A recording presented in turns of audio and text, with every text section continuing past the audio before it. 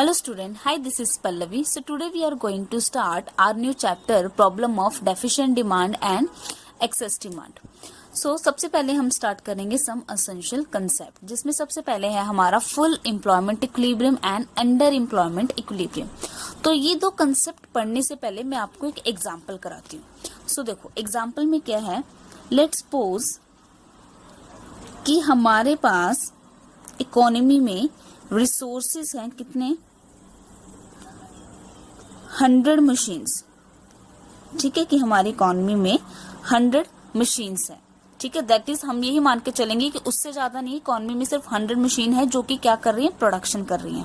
ठीक है, अगर और ये 100 मशीन की जो कैपेसिटी है कि वो मैक्सिमम अपने रिसोर्सेज को फुल्ली यूटिलाइज्ड करके कितनी मैक्सिमम कैपेसिटी है इसकी प्रोडक्शन करने की, लेट्स सपोज 10,000 यूनिट्स ये मान के चलते हैं. ठीक है, कि वो मैक्सिमम इसकी कैपेसिटी है कि वो 10,000 यूनिट्स क्या कर सकती है, अपनी प्रोड्यूस कर सकती है. ठीक है, अब इकोनॉमी में डिमांड जो हो रही है वो कितने की हो रही है, वो भी हो रही है 10,000 यूनिट्स की ही. ठीक है, तो दैट मीन्स कि रिसोर्सेज में 100 जो मशीन्स है वो फुल्ली यूटिलाइज्ड हैं और जिसकी मैक्सिमम कैपेसिटी है 10,000 यूनिट, और डिमांड ज्यादा होने की वजह से इकोनॉमी में वो भी कितने की डिमांड है, 10,000. तो इन्होंने क्या किया, इस डिमांड को क्या कर दिया, फुल्ली यूटिलाइज्ड कर रही है बाय सप्लाइंग द 10,000 यूनिट. तो ये कौन सी सिचुएशन होगी कि इकोनॉमी में क्या है, फुल एम्प्लॉयमेंट. फुल एम्प्लॉयमेंट मतलब हमारे रिसोर्सेज जो हैं वो क्या है, फुल्ली एम्प्लॉयड है. जो ये 100 मशीन है, ये रिसोर्सेज जब हमारे फुली यूटिलाइज्ड होंगे, एम्प्लॉयड होंगे और जिसकी मैक्सिमम कैपेसिटी होगी वो एक हमारी डिमांड को फुल कर रही है, तो उसे बोलते हैं फुल एम्प्लॉयमेंट इक्विलिब्रियम, क्योंकि ये है हमारी एग्रीगेट सप्लाई और ये है हमारी एग्रीगेट डिमांड. इट मीन्स अब इकोनॉमी में क्या नहीं है, नो एक्सेस कैपेसिटी.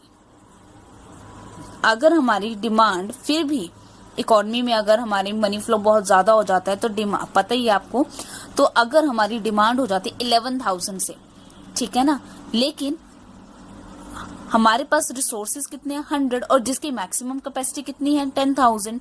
तो अगर डिमांड हमारी 1,000 से और इंक्रीज हो जाती है, डिमांड इकोनॉमी में आ जाती है 11,000 से, तो क्या होगा, इकोनॉमी में क्या नहीं है, कोई भी नो एक्सेस कैपेसिटी. तो हम वो एक्सेस डिमांड को क्या नहीं कर पाएंगे, फुलफिल नहीं कर पाएंगे, जिसकी वजह से इकोनॉमी में क्या आएगा, इन्फ्लेशन आएगा. ठीक है ना, जब एग्रीगेट डिमांड ज्यादा होती है एग्रीगेट सप्लाई से, जब हम उस डिमांड को फुलफिल नहीं कर पाते तो इकोनॉमी में इन्फ्लेशन तभी आता है.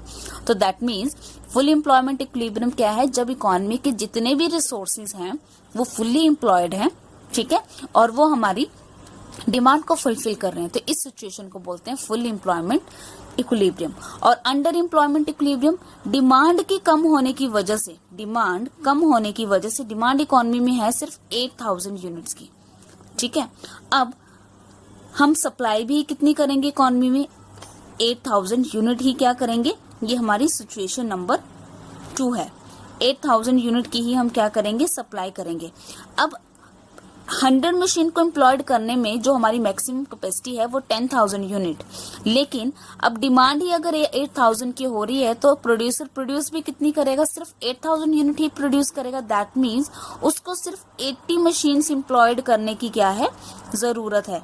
दैट मीन्स हमारी 20 जो मशीन्स हैं वो अभी भी क्या हैं, वो अभी हैं आइडियल, वो खाली पड़ी हैं.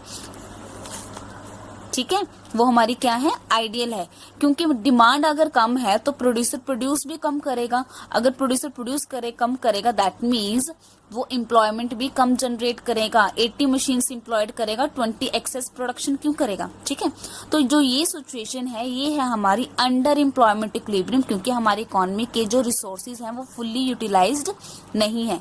तो यहाँ पर क्या है, इकोनॉमी में एक्सेस कैपेसिटी है. ऊपर वाली सिचुएशन में हमारे पास एक्सेस कैपेसिटी नहीं है, लेकिन यहाँ पर हमारे पास क्या है, एक्सेस कैपेसिटी है कि अगर इकोनॉमी में डिमांड अगर इंक्रीज होती है 2,000 से भी, तो हमारे पास इतने रिसोर्सेज हैं कि हम सप्लाई को इंक्रीज कर सकते हैं.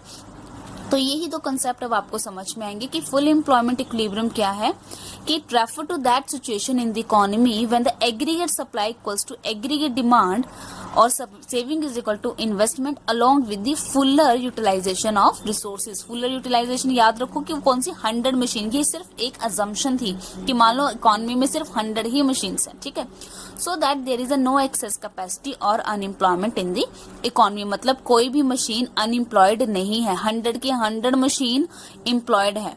इसका मतलब अनएम्प्लॉयमेंट का मतलब ये नहीं कि हमारे जैसे लोग जो मेन है या वुमेन है वो अनएम्प्लॉयड नहीं है, ठीक है ना। यहाँ पर सिर्फ रिसोर्सेज की बात हो रही है कि रिसोर्सेज कोई अनएम्प्लॉयड नहीं है, ठीक है। तो यहाँ पर इकोनॉमी में एक्सेस कैपेसिटी भी नहीं होगी। Same as under employment equilibrium refers to that situation in the economy when the aggregate supply is equal to aggregate demand but without full utilisation of resources. लेकिन यहाँ पर रिसोर्सेज फुल्ली यूटिलाइज्ड नहीं है, अभी भी 20 मशीन्स क्या है, ideal है। लेकिन इस सिचुएशन में भी क्या होगी, हमारी इक्विलिब्रियम होगी। क्यों? क्योंकि अगर 8000 यूनिट की डिमांड आ रही है तो हम इस 8000 डिमांड को तो फुलफिल कर रहे हैं ना, तो यहाँ पर तो हमारी इक्विलिब्रियम होगी ना।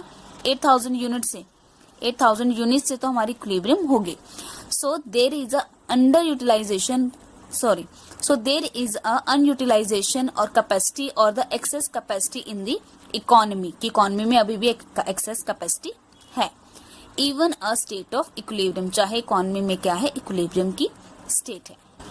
देन उसके बाद है वॉलेंट्री अनएम्प्लॉयमेंट। वॉलेंट्री का मतलब क्या है, जो खुद से अपनी मर्जी से, ठीक है ना। और अनएम्प्लॉयमेंट का तो मतलब पता ही है, बेरोजगारी। सो it refers to a situation when people choose to remain unemployed even when job are available। मतलब अपनी मर्जी से वो क्या चूज करते हैं कि वो अनएम्प्लॉयड रहेंगे चाहे इकोनॉमी में जॉब अवेलेबल है। और refer situation when some people are getting work even when they are not willing to work at existing wage rate। मतलब उनको काम मिल रहा है लेकिन वो क्या नहीं करना चाहते, एग्जिस्टिंग वेज रेट पे काम नहीं करना चाहते। एग्जाम्पल अगर मैं अपना दूं कि अगर मैंने MBA करी हुई है, ठीक है ना, MBA करी है, सो मुझे सिर्फ 6000 की जॉब ऑफर हो रही है, लेकिन मैं कह रही हूँ कि नहीं, मैं 50,000 से कम जॉब नहीं करूंगी। मतलब मेरे को जॉब मिल तो रही है लेकिन मैं खुद से नहीं कर रही हूँ, ठीक है ना, इसलिए। सो इसमें क्या होगा, जो आपकी प्लान्ड आउटपुट होगी वो क्या होगी, लेस देन होगी पोटेंशियल आउटपुट। मतलब इकोनॉमी की पोटेंशियल है कि वो 1000 यूनिट प्रोड्यूस कर सकती है, लेकिन लोग अपनी मर्जी से काम नहीं कर रहे हैं, जिसकी वजह से हमारी प्लान्ड आउटपुट क्या हो रही है, कम हो रही है, ठीक है। नेक्स्ट टर्म है इनवॉलेंट्री अनएम्प्लॉयड। इनवॉलेंट्री मतलब अपनी मर्जी से जो अनएम्प्लॉयमेंट नहीं रहना चाहता, ठीक है। It refer to the situation when some people are not getting work even when they are willing to work. मतलब उन्हें काम नहीं मिल रहा लेकिन वो काम करना चाहते हैं, ठीक, and are willing to work at existing wage rate. जितने मर्जी का उनको काम मिल जाए, चाहे 6000 की जॉब मिल जाए, पर वो करना चाहते हैं लेकिन उनको मिल ही नहीं रहा। So the economy failed to create enough job because planned output is lower than the potential output owing to the lack of aggregate demand। अब इसमें भी क्या सिचुएशन है, इसमें भी आपकी जो planned output है वो पोटेंशियल से कम है। अब उसकी वजह क्या है, उसकी वजह है, उसके पीछे की जो वजह है वो है एग्रीगेट डिमांड, कि इकोनॉमी में एग्रीगेट डिमांड इतनी कम है कि अब प्रोड्यूसर क्या कर रहे हैं, अब जब डिमांड कम है तो प्रोड्यूसर कम प्रोड्यूस करेंगे। अब कम प्रोड्यूस करेंगे तो दैट मीन्स उनके जो रिसोर्सेज हैं वो फुल्ली यूटिलाइज्ड नहीं होंगी, और जब फुल्ली यूटिलाइज्ड नहीं होंगी रिसोर्सेज तो इकोनॉमी में एम्प्लॉयमेंट भी कम होगी। उनकी जो कुछ मशीन्स हैं वो आइडियल रहेंगी तो उन्हें मुश्किल से कुछ एम्प्लॉयमेंट ही क्रिएट करेंगे। मतलब they are fail to create enough job because planned output is lower than the potential output. Potential तो है कि हम 10,000 यूनिट प्रोड्यूस कर रहे हैं, लेकिन डिमांड कम होने की वजह से सिर्फ 8000 ही हम प्रोड्यूस कर पा रहे हैं। तो दैट मीन्स हमारी प्लान्ड आउटपुट कम है, किससे, पोटेंशियल से। अब जब प्लान्ड आउटपुट कम है तो दैट मीन्स कुछ मशीन्स हमारी आइडियल है, और जो मशीन्स आइडियल है वो जो उनकी जो जॉब मिलनी थी उन लोगों को नहीं मिल रही है। तो ये है इनवॉलेंट्री अनएम्प्लॉयमेंट। लोग काम करना चाहते हैं बट उनको काम नहीं मिल रहा है। And the fifth concept is full employment. It refers to the situation when all those who are able to work and willing to work are getting the work.